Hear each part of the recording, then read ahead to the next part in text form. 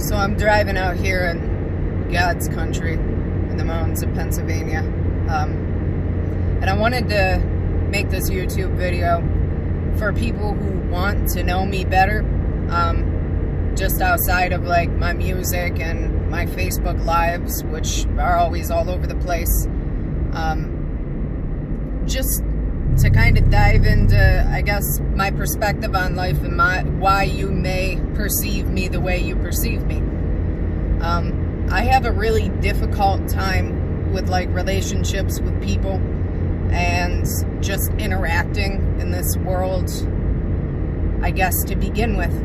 So having a lot of people look up to me or be inspired by me, or a lot of people say they idolize me, is extremely foreign and uncomfortable for me.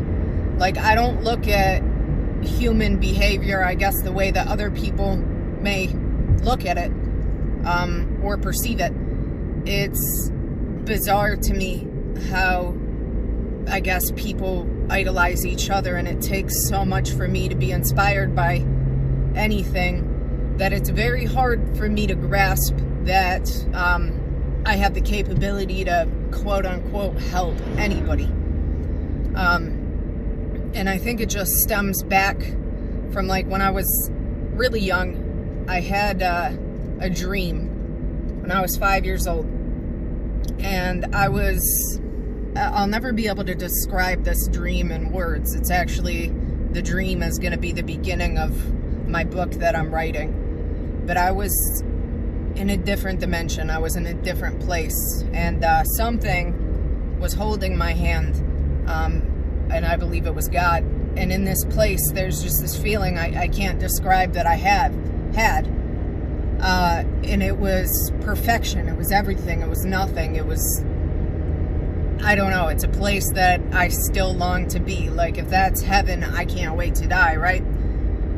Well, when I woke up, the feelings started fleeting from me, and I started growing this fascination with death, because I believed that's what this place was. It was death, and I look at death a little bit differently, I guess.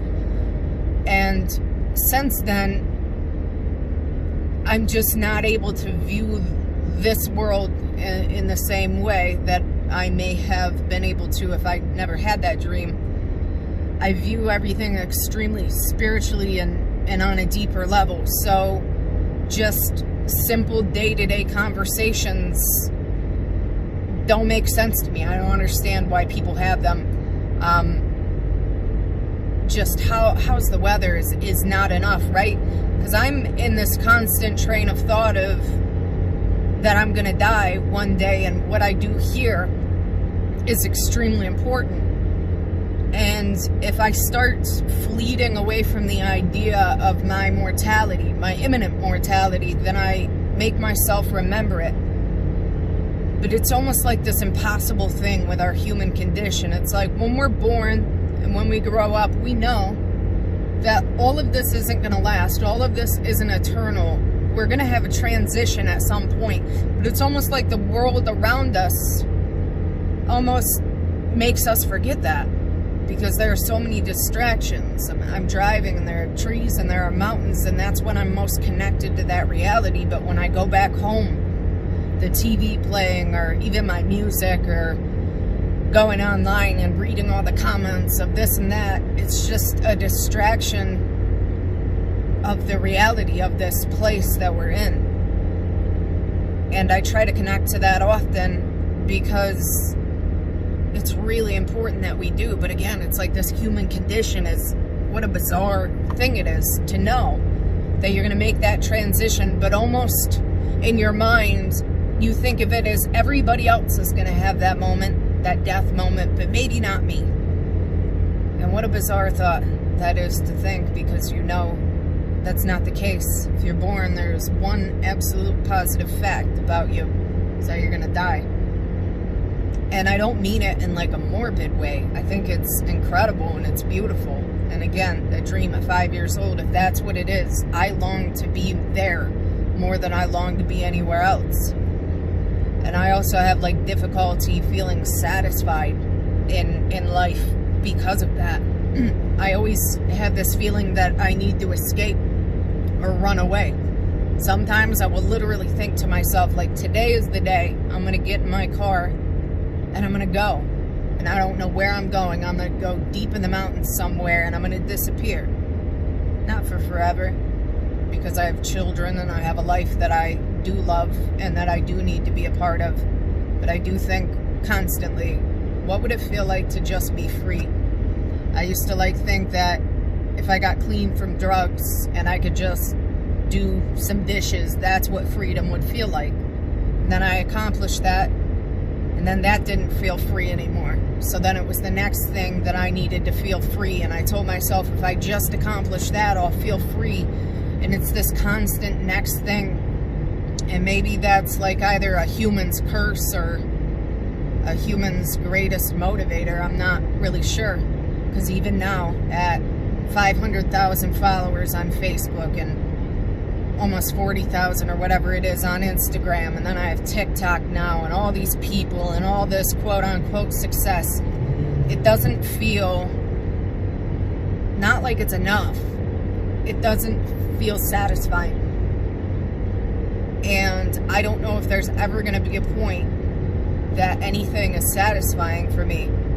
My greatest dream in life right now is to be able to write music and have that pay all of my bills, and to have people listen to it and be set free by it, and to never feel like that's not enough. If there's always been one constant in my life, it's been writing, and I've never grown sick of writing or never felt that feeling about writing, like it wasn't satisfying. It's always satisfying at the end of any rap or poem I ever write. So I hope, like, again, my greatest dream is to be able to write and feel like that's always satisfying. But in the interim, I have to be present in this life that I've created for myself and not feel satisfied in it. And maybe we won't have that true satisfaction until we in fact transition in death. I'm not sure. I drive the mountains a lot because this is the closest feeling to satisfaction and freedom that I feel aside from writing. That I can pretty much be out here with nobody else around me and just look into what God created and be a part of it. It's hard to be a part of anything else. It's like an overload for me. That's why when I do my live videos and there are so many comments pouring in and so many questions and so many perspectives, it's like an overload for me, and I just want to connect like human to somebody, and I'm not sure how much of that exists out there. Even in my personal relationships, I don't necessarily have that. I have a couple people that I'm close to that have deeper perspectives, but even still, we're only scratching the surface with everything, and maybe like once or twice a week will I really peel away my identifying skin, so to speak, and be able to like reach into what's underneath and connect with that. But it never lasts long enough, but it's something I can't ever permanently hold on to. And it's frustrating being here, and like, I hope all of this doesn't sound depressing, because right now I'm not depressed. I'm just inquisitive and unsatisfied. And I told myself, I think it was a year and a half ago, when I had reached, I don't even remember how many people it was following me, because I used to think if I just get to this landmark, then all of it, everything else is gonna feel fine, and I won't focus on social acceptance anymore, and I'll be cool, and you know, I won't need anything else on top of this. It didn't turn out to be so.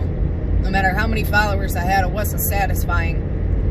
No matter how many poems I put out there that I liked, it wasn't satisfying. No matter how many people I met and I helped, it wasn't satisfying. No matter what I said, it wasn't satisfying. And I realized, like, that's never going to be the source of gratification for me. And drugs can never be the source of gratification for me, because it's never enough. So I'm on like this search. I'm 26 years old. On a search to find out what's gonna satisfy me longer than something temporary, or can I make peace with being unsatisfied? And I'm not sure the answer to either of those questions. Now, if you're still watching into this video, it's because you're actually interested in what I have to say, which still is foreign to me. My YouTube is smaller and it's more intimate for me to be able to express how I feel, where I'm at, and have no expectation of if it will be liked or disliked, or have a care of if it will. But I'm glad I'm here sharing this life experience with you. I guess I hope all that people ever learn from me, if I were to like die on my way home right now, learn how to express yourself and learn how to look deeper into things. I think that's like where this world took a wrong turn, is we stopped looking into things and we just accepted the surface explanation of all of it. But how bizarre and strange is it that we're breathing, living beings that are one day going to take our final breath, and that we can impact the very world around us with our words, with our physical bodies, whatever it is. It's a very extraordinary reality if we were to accept it and view it that way. So, I guess I just wanted to get that out there, whatever this was. Maybe just some of my more intimate thoughts I don't normally express. And then maybe you'll have a better understanding of why I act the ways that I act. I hope that you go out and live your life as positively as you can. Try not to negatively harm or impact people around you. That's something I sincerely try to avoid. And enjoy the rest of your day. I love you.